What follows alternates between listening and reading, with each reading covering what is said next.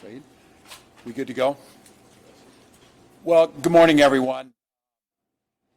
I think for our folks who have video on this, pretty graphic representation of what the federal surge has done to Minnesota.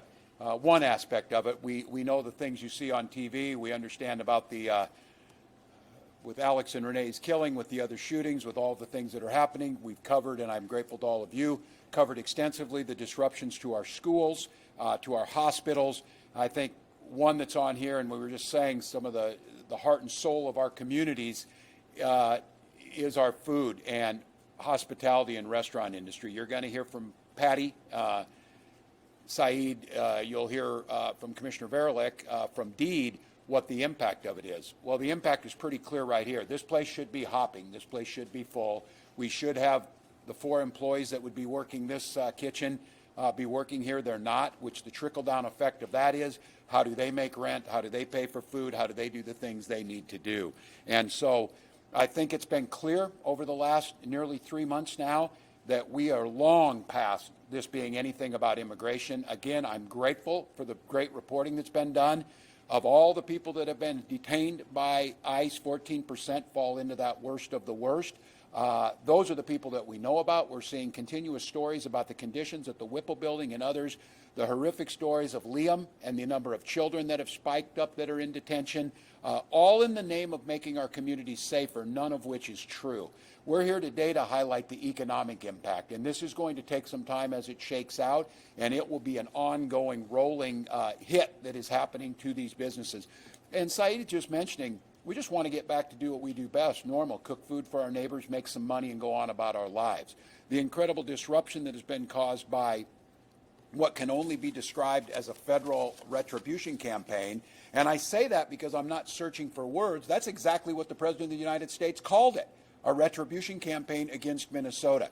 And we've seen it against our neighbors. We've seen the terror in the streets. We've seen the violence in our streets. We're seeing the economic destruction of this. And then we're seeing day in and day out the impact across state government. At the very time we're putting people at risk, we're making it more difficult for people to get health care. We're making it more difficult to have safety in where they take their children for child care. So we're continuing to make the case that, that Minnesota has stood up for their neighbors, that Minnesota has asked that this surge of folks leave. I spoke with Tom Holman yesterday. I spoke with Susie Walz, the President's Chief of Staff, this morning.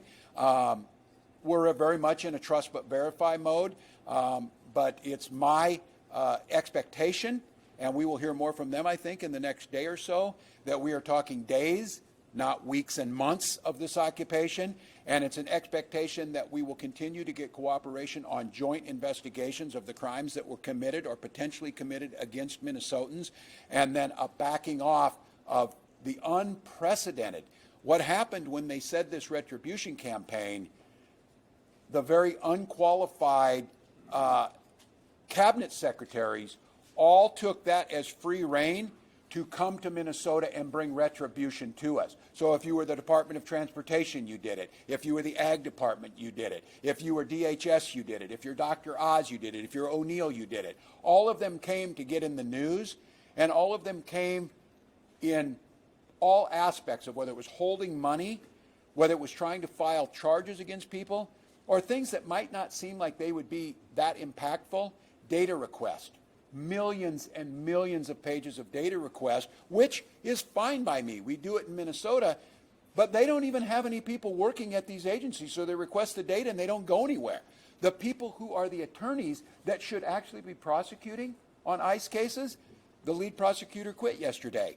Fraud is a long forgotten thing for everybody except me. And people in Minnesota who know we need to prosecute it and do what's right. The federal government lost all their prosecutors. The federal government sent us no one who's an expert in fraud prevention or fraud discovery or fraud prosecution. They sent untrained people on the streets to push people down or to try and follow teachers home. Those things are not making anybody better. It's certainly not making America great again.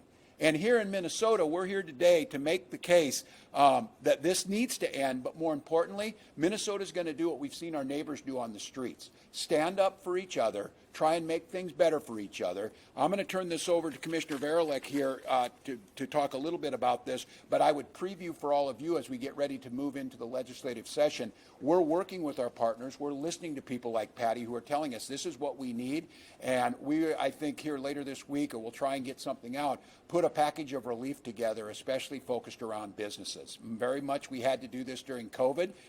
COVID was something that we couldn't control. This is an entirely man-made and avoidable catastrophe that's fell on these businesses.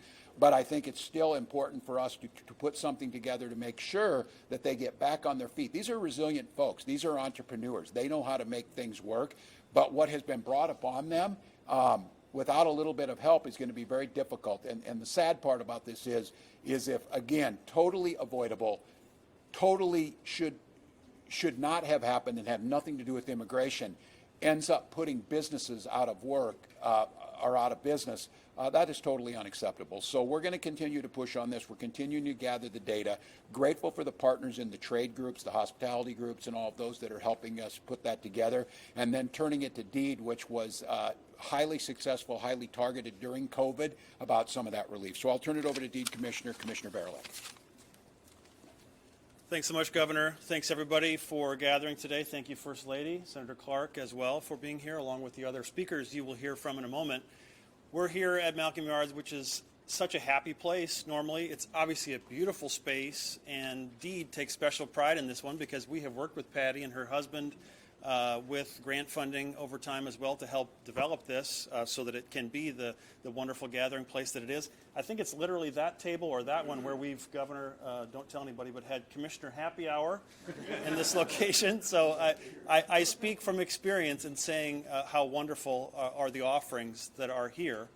But we are here on this occasion for a much less happy reason, and that is to again highlight the impact of the federal actions and what it's doing to our hospitality industry, to the restaurant industry, but really retail and far beyond that. I've talked before about the fact that it's even having ripple effects on manufacturing and supply chains as well.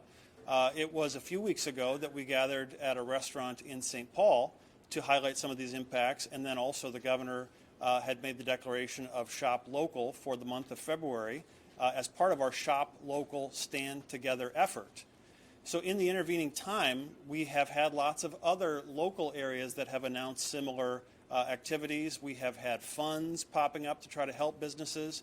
So I would say all of that has been very worthwhile, has been very impactful, but also insufficient, because we continue to hear as well in the intervening time from so many business owners about the fact that the scale of the harm being inflicted by our own federal government is well beyond what they can handle.